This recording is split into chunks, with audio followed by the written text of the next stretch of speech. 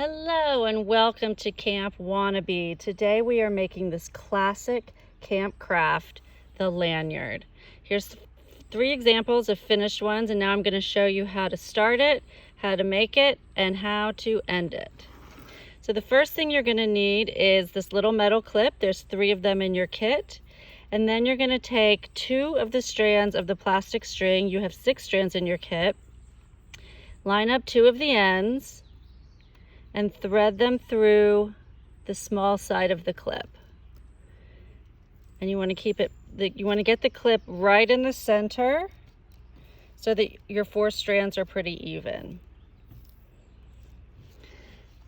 And then you're going to hold the strands right there, right in the end of the clip, and make it sort of like a plus sign. So imagine or an X, the yellow and the red are 2 different sides of the X.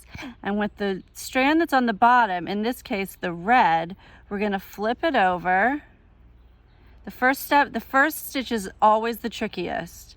If you can get through the first stitch, you're golden. So you flip it over and you make like 2 little mounds, 2 little mountains. And what you're going to do is you're going to take your top string, and you are going to go over the first one and under the second one. Make sure that with this first stitch that it's not going to come right out. So you want to make sure you go up against the wall of the red mound. And then you can see there's like a little bit of a checkerboard pattern already starting, and then you pull it tight. And that is your first stitch. Now that you have that, it gets a whole lot easier. So then you're going to repeat it again. You're going to make a loop over with the red, a loop over with the second red, and you are going to go up and over the mountain, through the tunnel. That's what we like to say at Camp Wannabe, over the mountain and through the tunnel. And then we have made stitch number 2.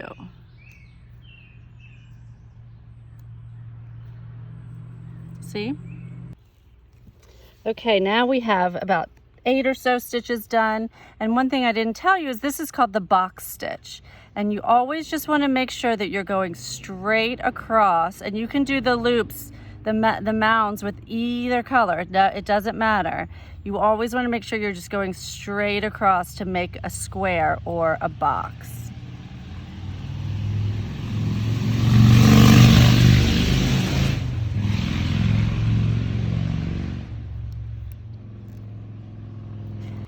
And now I'm going to show you what a barrel stitch looks like. And instead of it being a square, it's going to be a round spiral.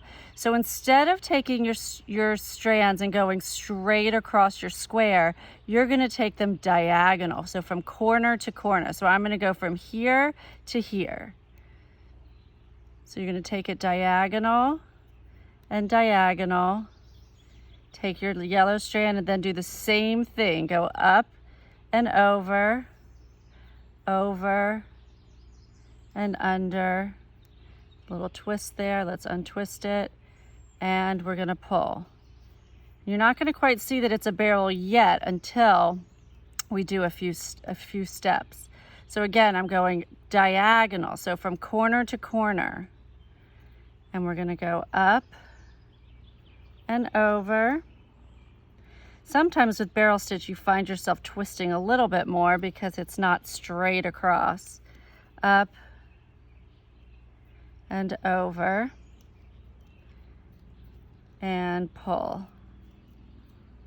And again, you can do your loops with either the red or the yellow. You don't have to stick with the same one, which makes it nice because then you don't really have to remember what you did the time before.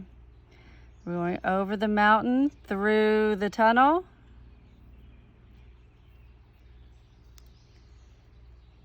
and over the mountain and through the tunnel, and pull.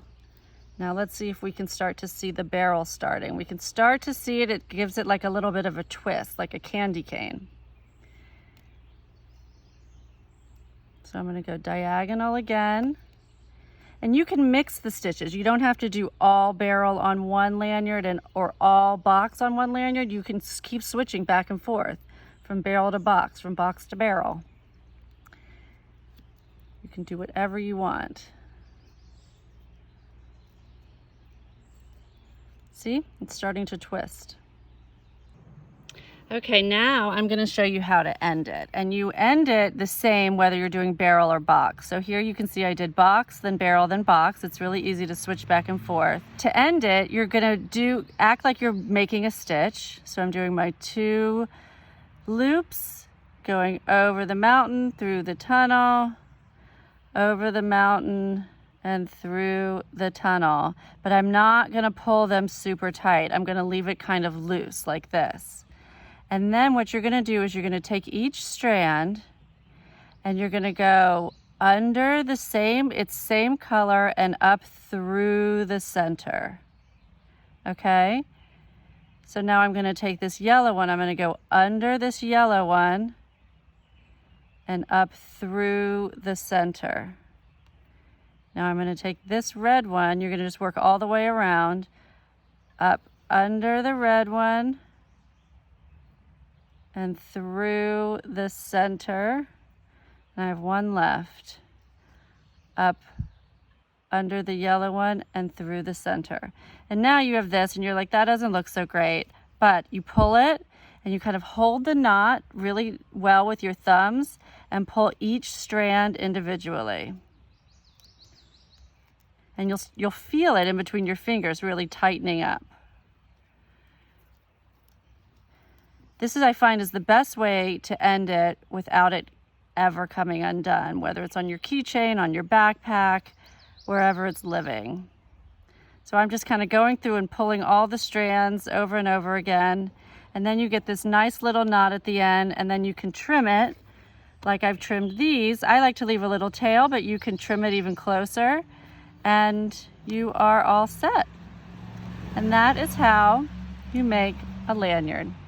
Thanks for joining us at Camp Wannabe. See you next time. Bye.